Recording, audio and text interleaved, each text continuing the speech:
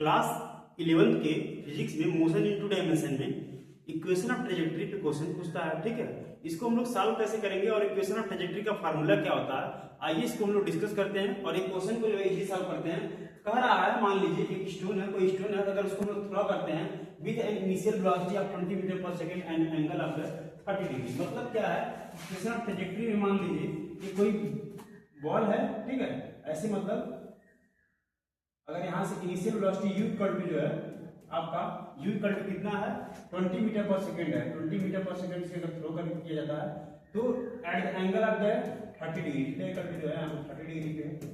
फिर कह रहा है टू द हॉरिजॉन्टल, ठीक, find the height of the stone. मतलब स्टोन का मतलब हाइट कितना होगा, यानी आपको पूछ रहा है वर्टिकल डिस्प्लेसमेंट। ठीक है, वर्टिकल डिस्प्लेसमेंट पूछ रहा है कितना होगा when it move 10 metre horizontally.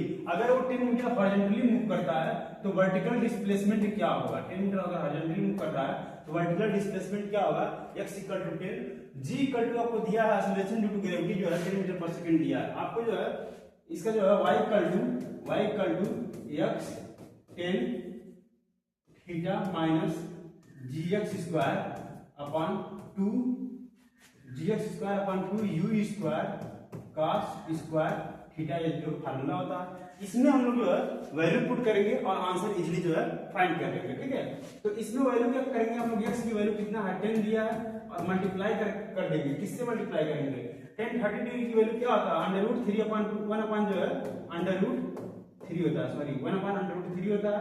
ठीक है, माइनस करेंगे, माइनस g की वैल्यू यहाँ पर 10 लिखेंगे, x की वैल्यू क्या है 10 का स्क्वायर लिख देंगे, अपॉन जो 2 लिखेंगे एंड 2 u की वैल्यू क्या है, u की वैल्यू मान लीजिए यहाँ पे 20 दिया, 20 का स्क्वायर कर देंगे और उसके बाद क्या है इनटू cos थीटा, cos यानी 30 डिग्री की वैल्यू कितना होता है √3/2 होता है, √3/2 हो गया का स्क्वायर करना है। ठीक है, अब देखिए इसको हम लोग सॉल्व करेंगे तो यहाँ पे क्या आएगा आपका, जो इसका जो 1/√3 की वैल्यू कितना आएगी 10 इंटू इसका आएगा 0.577। ठीक है, 10 इंटू 0.577 आ गया आपका इसका वैल्यू, और उसके बाद 10 इंटू 5077 आ गया इसका वैल्यू। फिर उसके बाद आप इसका जो है माइनस करेंगे g 10 इंटू यहाँ पे इसका 3 क्यूब हो जाएगा, क्योंकि 10 यानी 3 बार है। फिर उसके बाद क्या है 2 इंटू और इसका क्या होगा 400 हो जाएगा, और इसका क्या हो जाएगा, इसका √3/2 का वैल्यू कितना होगा 0.75।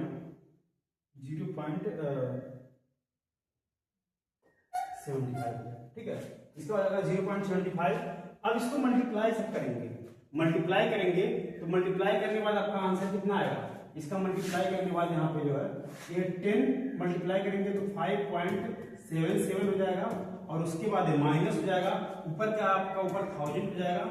ठीक है, 3 जीरो है ना, 10 की पावर 3 मतलब 1000 हो गया, अपॉन नीचे क्या होगा इसका मल्टीप्लाई करेगा तो मल्टीप्लाई करने के बाद एक 600 हो जाएगा। ठीक है, इसका 2 जीरो इसका खत्म हो गया यहाँ डेसिमल को हटाने में, और इसका मल्टीप्लाई करेगा तो 75, और उसके बाद जो है 75 से इसके मल्टीप्लाई करेगा 2 से, और फिर उसके बाद क्या होगा यहाँ से 4 से मल्टीप्लाई कर लेगा, तो टोटल कितना हो जाएगा आपका 600 हो जाएगा, और 600 में से आपको जो है इसका कितना 5.77 हो जाएगा, और एक 2 जीरो जो है ये क्या हो जाएगा, ये 2 जीरो जो है यहाँ से हट जाएगा, 2 जीरो यहाँ से हट गया। ठीक है, तो यहाँ पे आपका माइनस क्या आ जाएगा, माइनस में आपका 1.6 आएगा, और उसके बाद 7 आएगा।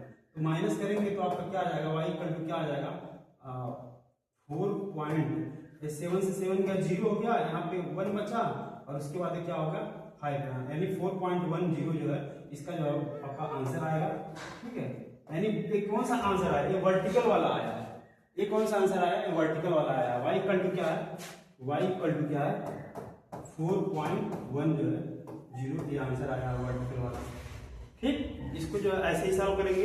इसमें अगर किसी को कोई डाउट प्रॉब्लम है तो आप हमें कमेंट करके जो है जरूर बताएं। ठीक है।